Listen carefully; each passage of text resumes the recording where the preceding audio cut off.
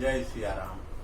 नीलाम्बुज श्यामल कोमलांगम सीता समारूपितवाम भागम पाणो महासायक चारु चापम नमामि रामम रघुवंशनाथम। भगवान परशुराम के आते ही जो साथ में दो अस्त्र धारण करते हैं, एक धनुष दूसरा फरस, दोनों हाथ में अस्त्र धारण करने वाले भगवान परशुराम आगमन होते ही जो इस भूमि पर 21 बार क्षत्रियों का विनाश कर दिया है, वो भगवान परशुराम मिथिला नगर में प्रवेश करते ही सारे राजा जो उस मंडल में, धनुष यज्ञ मंडल में विराजित थे, अपने पिता सहित अपने अपने नाम कहने लगे। अपने अपने नाम डर के वजह से कह रहे थे और राजा जनक के पास पहुंचे। हे जनक, ये किस तरह से जनकपुर में शोर हो रहा है? जनक जी ने तुरंत खुद तो दंड प्रणाम किया, भगवती सीता को दंड प्रणाम कराया, सखियों सहित उन्होंने प्रणाम किया और कहा सौभाग्यवती हो। इस प्रकार सीता जी को आशीर्वाद दिया भगवान परशुराम ने। उसके बाद विश्वामित्र जी राम और लक्ष्मण को लेकर उन्हें प्रणाम कराया, आयुष्मान होने का आशीर्वाद राम और लक्ष्मण को प्रदान किया। इस प्रकार उन्होंने फिर कहा, ये कोलाहल किस तरह हो रहा है, हमें बार बार बताया जाए। और उतने में उनकी निगाह धनुष पर पड़ी कि दो खंड में पड़े हुए देखकर भगवान परशुराम एकदम क्रोध में आ गए और कहने लगे, जो इस धनुष को तोड़ा है वो यह समाज से अलग हो जाओ, नहीं तो मैं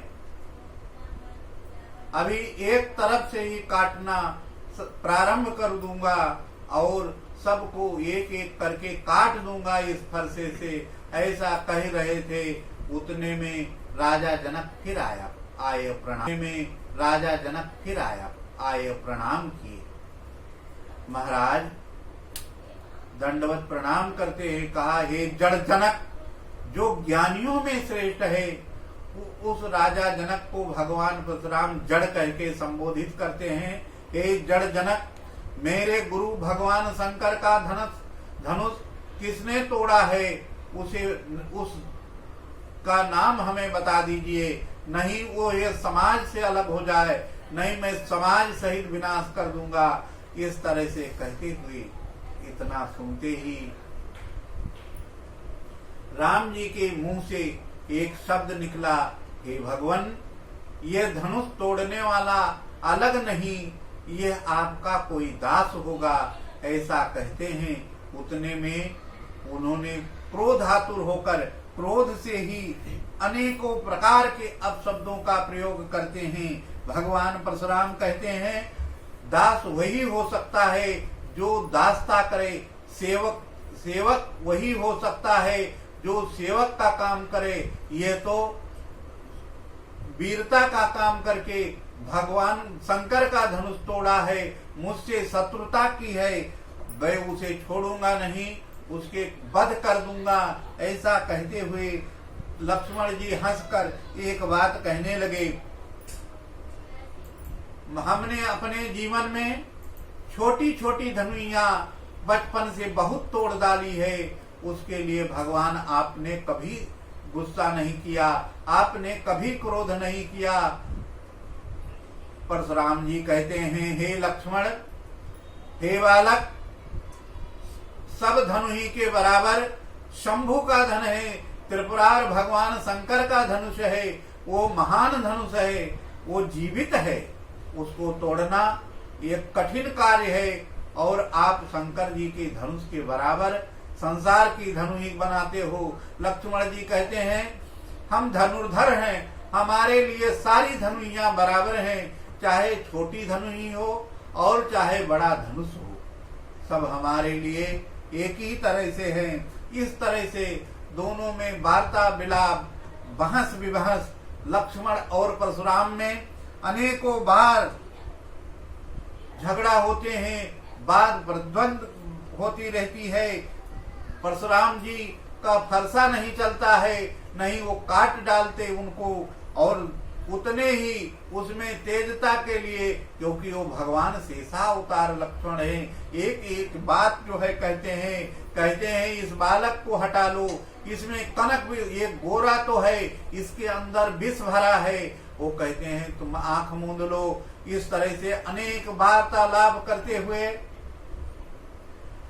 परशुराम और लक्ष्मण का बहुत ज्यादा बढ़ गया। उन्होंने कह दिया, हे कौशिक, इस बालक को समझा लो, नहीं तो सर काट दूंगा।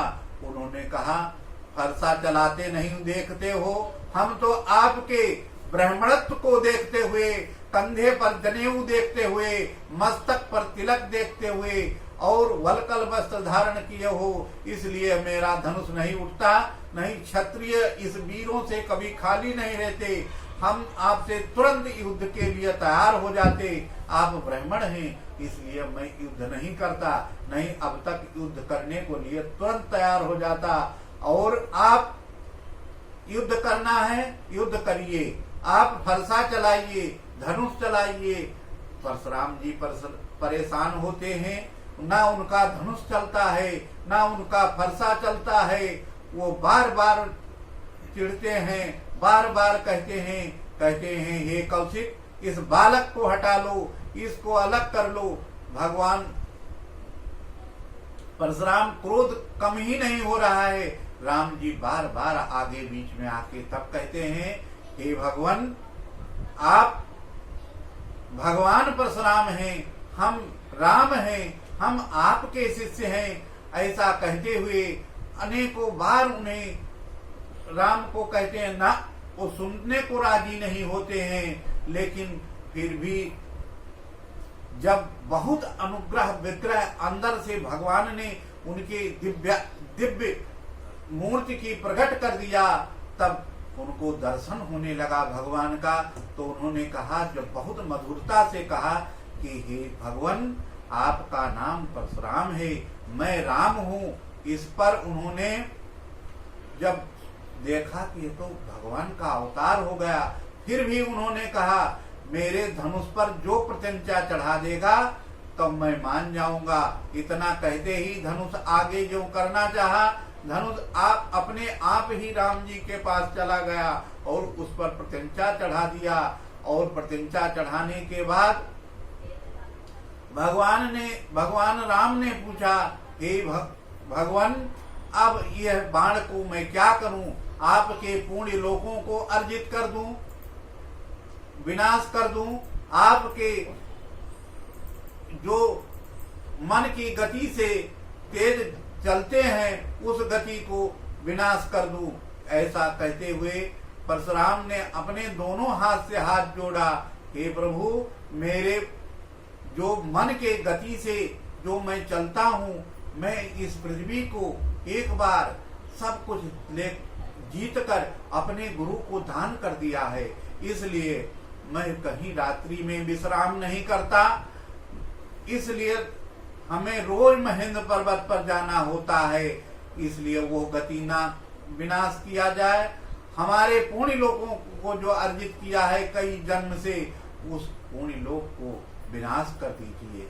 ऐसा कहते हुए परशुराम जी अपने लोक को जाने के लिए तैयार हुए और भगवान की स्तुति करते हैं, भगवान की परिक्रमा करते हैं। ऐसा करते हुए उन्होंने 9 बार जय जयकार किया है। और क्योंकि 9 बार 9 गुण होते हैं ब्राह्मणों में, वो 9 गुण के वजह से 9 बार उन्होंने भगवान की जय जयकार किया है।